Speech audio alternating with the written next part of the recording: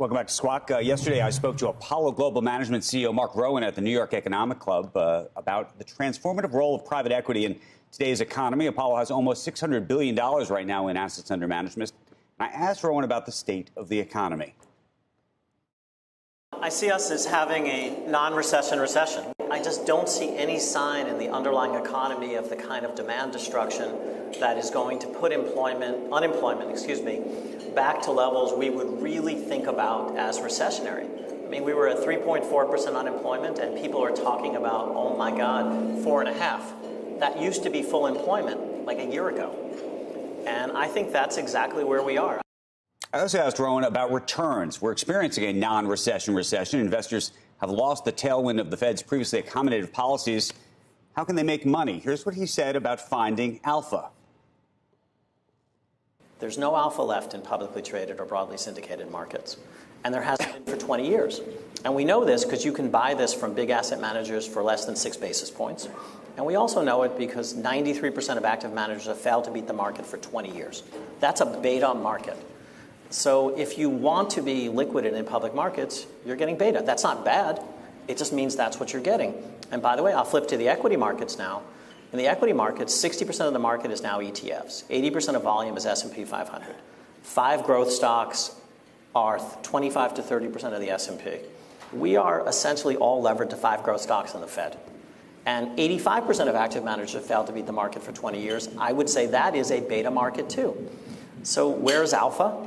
And this is the self-serving commercial. Alpha is not in publicly traded markets.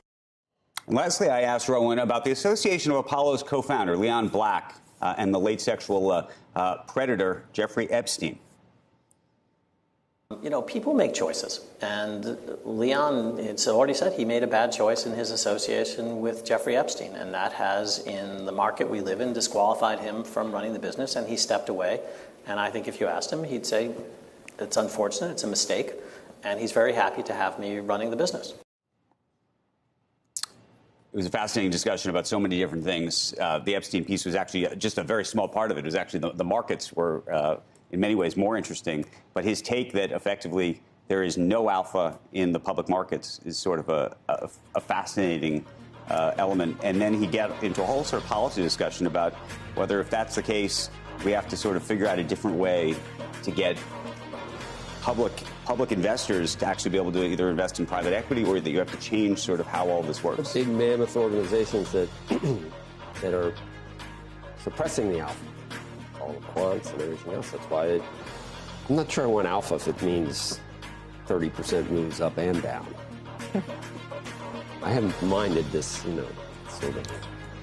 He's done a remarkable thing, though. I don't know if you guys follow just what Apollo is now. The $600 billion piece is sort of an incredible thing. This insurance company, Athene, which basically backs the whole thing, started with, I think $16 million, is now $320 billion. There's been alpha even in the major averages this year, though, year to date. Yeah, but I mean, I think he's saying true alpha relative to the private markets are totally different. And I think that is true. It's way up, and sometimes it's not. Coming up, implications